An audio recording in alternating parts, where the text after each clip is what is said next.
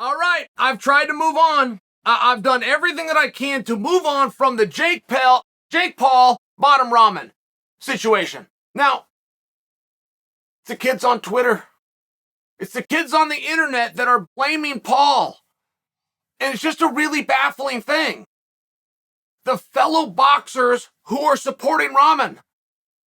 It's a very baffling thing. I mean, I must tell you, it's extremely disappointing. Here's what we have here, guys, okay? And this will be my final attempt. My final attempt. We have a very unique situation in that you have three sides. You have Bottom Ramen, you have Jake Paul, and you have the New York State Athletic Commission. Now, when you have three sides, typically you have three stories. Not in this case. All three tell the exact same story, the same timeline, and the same fact pattern. Nobody is disagreeing with one another.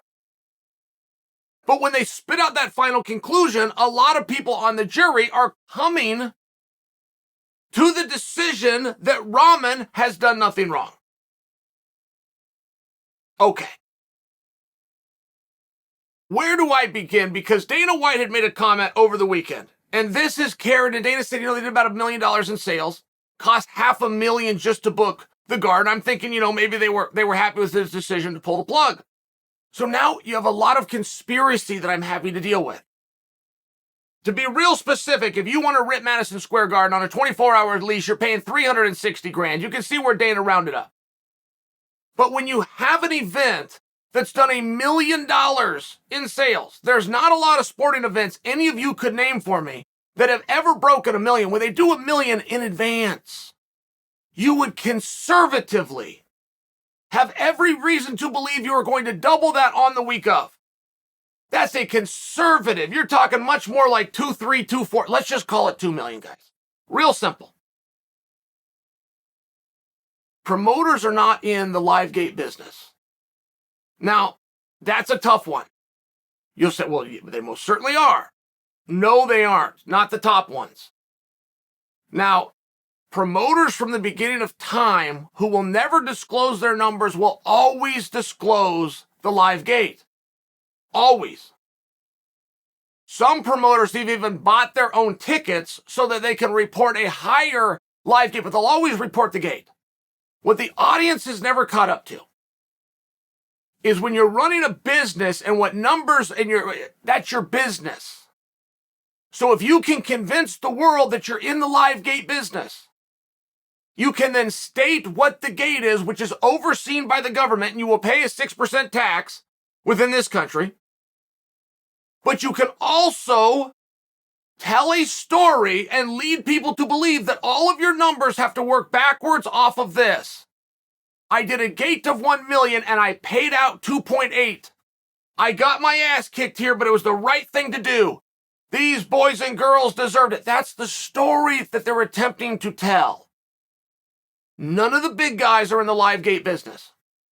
To prove that, so it's crystal clear for you, when COVID hit, Dana and Coker and Vince McMahon and Eddie Hearn played as many venues and put on as many shows as they could in front of nobody.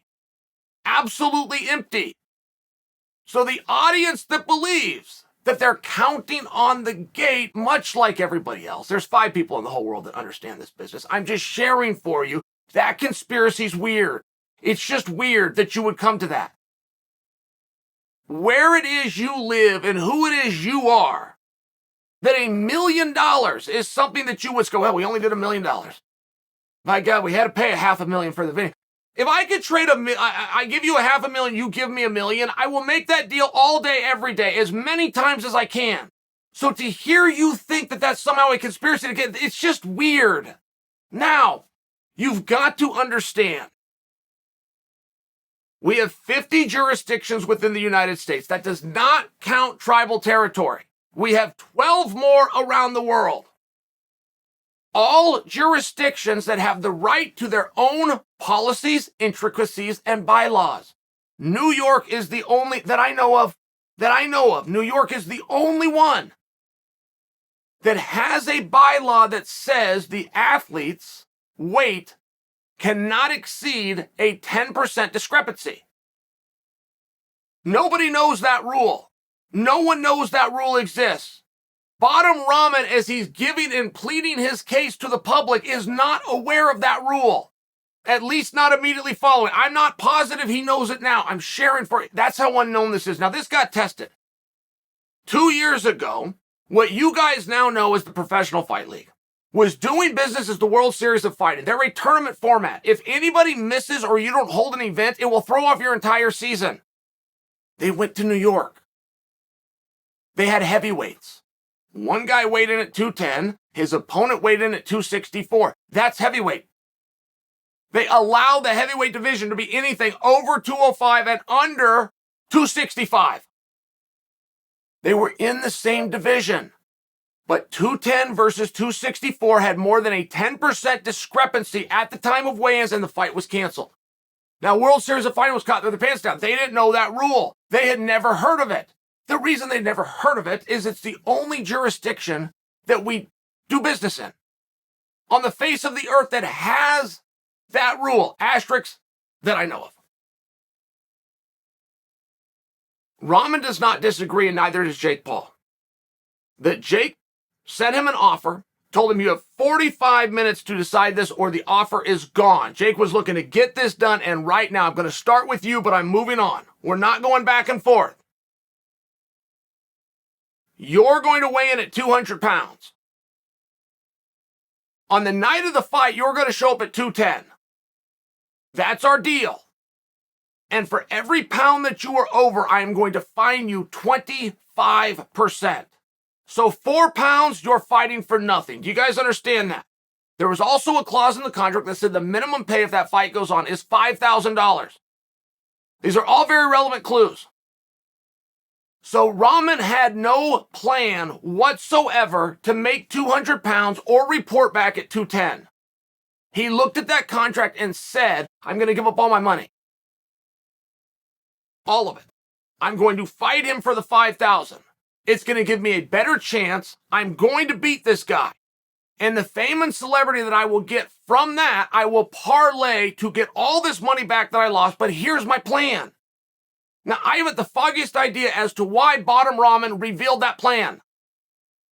And the only thing that I could possibly deduce as a guess is that he didn't know the rule. He didn't know that he can't show up at that.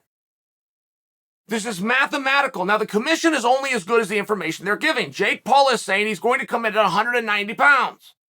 So the commission has to operate on that. Rahman says, I'm coming in at 215. The commission says, we're not even going to let you cut down to 200, what this is contracted for. We must change the contract to 205. Now, you guys saw this recently in something known as the Ultimate Fighting Championship. It was Marvin Vettori versus Paulo Costa. They not only moved it, they moved it twice. You guys saw this recently in something known as the Ultimate Fighting Championship. It was called Nick Diaz versus Robbie Lawler Part 2. They moved it the week of the fight. You can do those things. And the commission says this is what we need to do. So now it goes back to Jake Paul, who said, fine. My biggest concern about taking this guy on short notice, it's a really hard fight, is how damn big he is. So I'm willing to do it. I'm willing to write the check. I'm willing to take the risk. I just want him in the weight parameters. I'm now losing that, but let's do it anyway. 205 it is. Now, here's where the fight's off.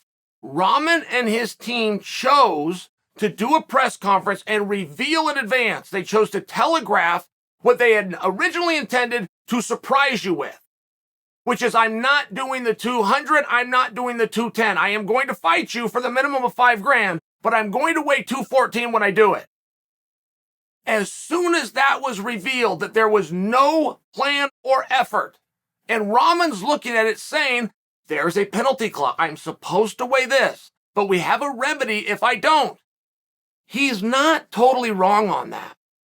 As a matter of fact, he's not wrong at all. That might be ethically or morally or within the spirit of the agreement egregious, but he is right. There is a built-in mechanism. He didn't know about the 10% discrepancy. So here is wherein lies the problem. Now, Jake has got to take a look at it and go, okay, you lied and then you lied again, but you're admitting that you lied. Your honorable thing is to admit what you're getting ready to do. The other side of it is if Jake can't gain enough to cover that spread, the fight's off. Now, a lot of you don't know what it means to show and win. I'm going into great detail here, guys.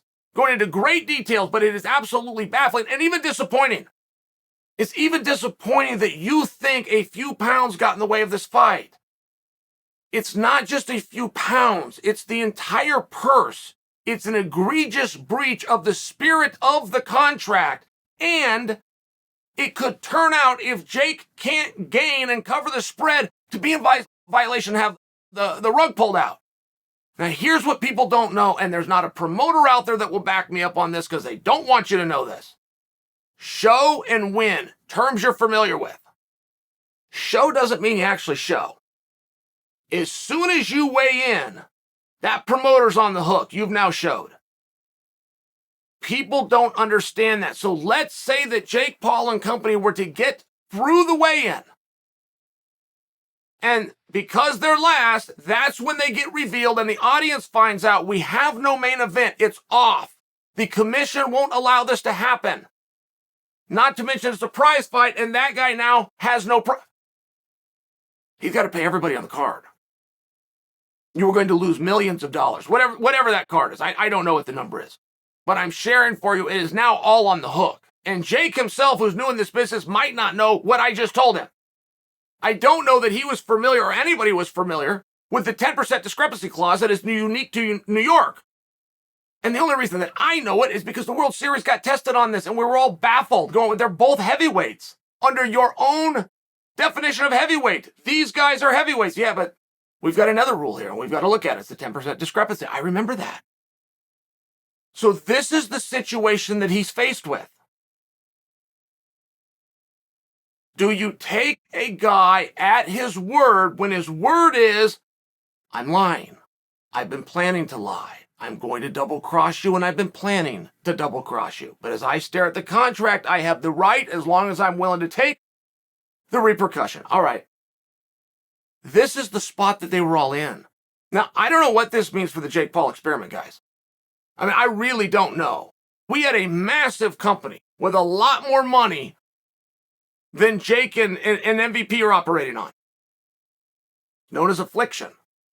Affliction lost their main event the week of the show. Sold out arena. Absolutely sold out arena.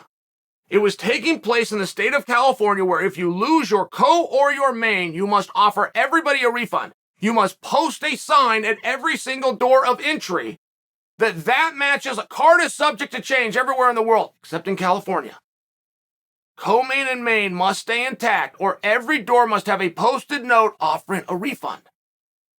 I think the people would have come. I think Affliction should have gone on with it. I think they would have saved these great purses and not paying Fedor, not paying Josh Barnett, gone on with it anyway. That's what I think. It's not what they chose to do. They pulled the plug. When they pulled the plug because of the multi-millions that they were out from a marketing standpoint, they went out of business. They never came back. That company and that organization is gone. That is how big of a deal it is. And even if you could find the money, even if you could make a comeback, even if you get the right opponent, which is anybody but a boxer, the number one rule in the business is the show must go on. Nick Diaz famously taught us and brought back an old vernacular a number of years ago called wolf tickets, but this is wolf tickets. If you go do another show, you book the Mecca, you do everything right, you make that, who's going to buy a ticket? If you just pulled the rug out from everybody, it's one of those things. That's why the show must go on. I don't want that for Jake. I think he was out and he was doing very good things. Amanda Serrano, who Jake looks out for, came out on her Twitter and said, hey, this is no big deal. These things happen all the time. I would love an example from her. She is the world champion. I would definitely trust that she would know what she's talking about. But I have been following the sport my entire life. I've never heard of it in boxing. Ever. 0 times. I have never heard of a boxing show being pulled because somebody in the main event didn't show up. It's a very interesting situation. There's enough pain there to go around, but thinking that you have found a conspiracy because you found out he had 1 million waiting for him and he had to put up a 500,000, which was a rounded up and exaggerated number. Anyway, what deal? How dumb are you that you want to take that deal? I give you 500,000, you hand me 1 million. And you think that that's a reason to not go through? Come on, guys. You're trolling me, right? I don't think you're smart. But you're not that stupid, right?